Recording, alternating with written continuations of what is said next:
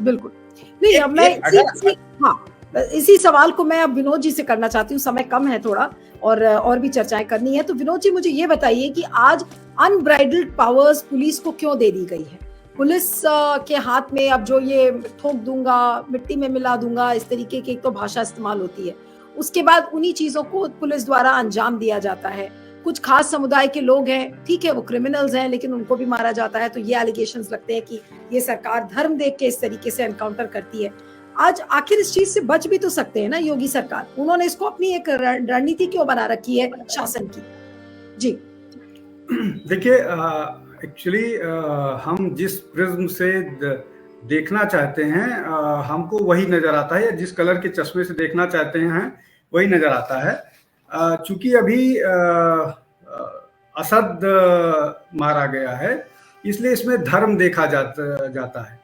इसके पहले जब विकास दुबे मारा गया था तो जाति देखी जा रही थी कि अरे इस उत्तर प्रदेश में चूंकि एक ठाकुर मुख्यमंत्री है इसलिए ब्राह्मणों के साथ बड़ा अत्याचार हो रहा है।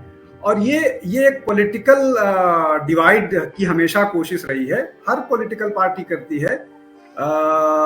चूंकि विकास दुबे वाला समाजवादी पार्टी को सूट नहीं करता था, इसलिए उन्होंने छोड़ दिया। असद सूट करता है इसलिए बात उठाई जा रही है। और क्रिमिनल्स के बारे में भी इसी तरह होता है। मैं किसी पार्टी को इस मामले में क्लीन चिट देने के लिए तैयार नहीं हूँ, लेकिन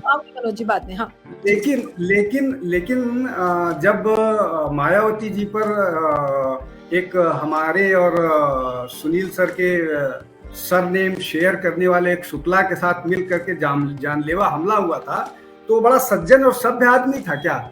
वो भी माफिया था, उस पर भी बहुत सारे रिकॉर्ड।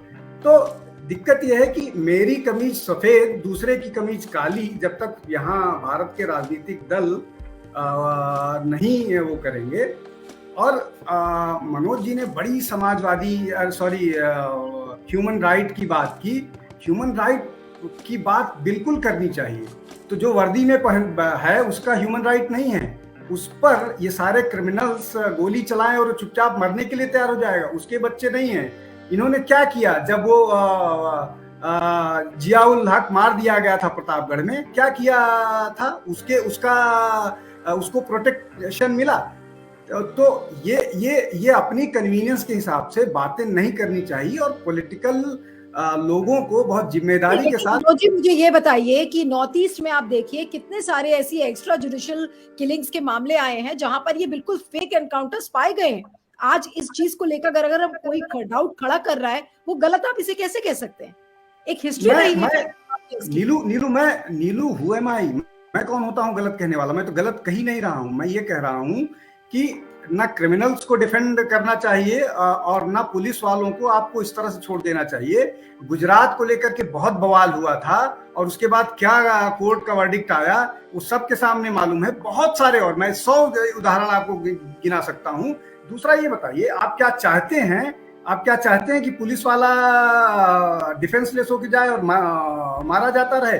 और ये सारे के सारे जिन लोगों की बात हो रही है, इन सारे लोगों का इलाहाबाद में, आज के प्रयागराज में किस तरह का खौफ है कि कोई आदमी गाड़ी ओवरटेक करे तो उसकी किलिंग हो जाती थी और उसको प्रोटेक्ट किया जाता है। मैं नहीं कह रहा हूं कि समाजवादी पार्टी ने प्रोटेक्ट किया या अपना दल ने किया और बीजेपी की उस पर चुप्पी है, मैं इस पर नहीं बोलना चाह रहा हूं। लेकिन इस पर एक राजनीतिक दल दूसरे राजनीतिक दल पर एलिगेशन लगाने से पहले अपना सोच ले कि उन्होंने क्या किया।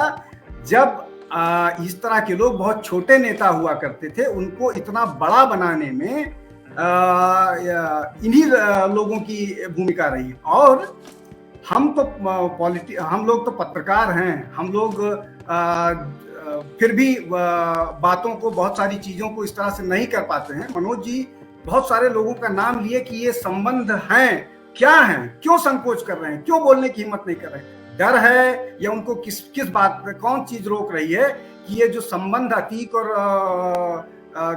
केशव प्रसाद मौर्य के उनको कुछ जानकारी है जो बताना चाह रहे थे, उनको बताना चाहिए। बताएं, क्यों नहीं बता रहे, क्यों छिपा रहे हैं?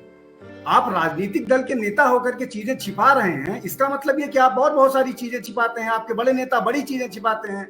तो ये सारी चीजें स्पष्ट करें। और दूसरा ये कि उस माइंडसेट से निकलना पड़ेगा कि हम हमारे यहाँ है तो बहुत अच्छा है और दूसरे के यहाँ चला गया तो दूसरा है। हमारी सरकार है तो हम ये स्टेटमेंट देंगे कि रेप के मामले में हम ये बात कहेंगे कि ये गलती हो जाती है, वो माइंडसेट नहीं है। बाकी लोग जो कहें वो गलत है। जी नहीं विनोद जी, लेकिन मुझे ये बताइए कि एनकाउंटर को जस्टिफाई किस तरह से किया जा सकता है?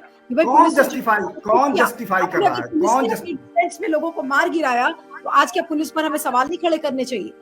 नहीं, जस्टिफाई कौन कर रहा है? हम आप भाई, दो लोगों ने बोला कि ये गलत हुआ, मैं बोल रहा हूं कि इसको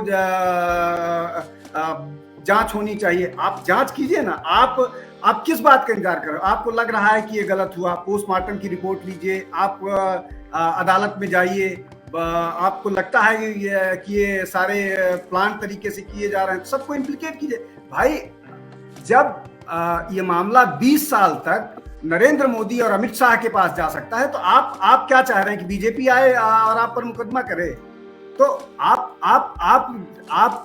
ह्यूमन राइट की बात कर रहे हैं। ह्यूमन राइट एक तरफा होता है, केवल ह्यूमन राइट क्रिमिनल्स का होगा। और 24 फरवरी की घटना है, 24 फरवरी से आज 50 दिन हो गए। जिस व्यक्ति पर 5 लाख रुपए का इनाम है, वो व्यक्ति यहाँ वहां इंतजार कर रहा है, उस कोर्ट में सरेंडर नहीं कर सकता है। आप किस बात का इंतजार कर रहे थे? आपके पास 50 दिन सोचने का टाइम है, आप सरेंडर नहीं कर सकते हैं कोर्ट में या कहीं पर भी। किस बात का आप इंतजार कर रहे थे? आप इंतजार कर रहे थे कि आपको पॉलिटिकल पेट्रोनेज मिल जाए और ये मामला लोगों की मेमोरी से निकल जाए, और उसके बाद फिर वो अपनी पुरानी let me get in response from Manoj Yadav. उसके बाद मैं लास्ट कमेंट्स के लिए सुनील शुक्ला जी के पास जाऊंगी। हाँ मनोज जी, आप क्या कह रहे हैं, बताइए।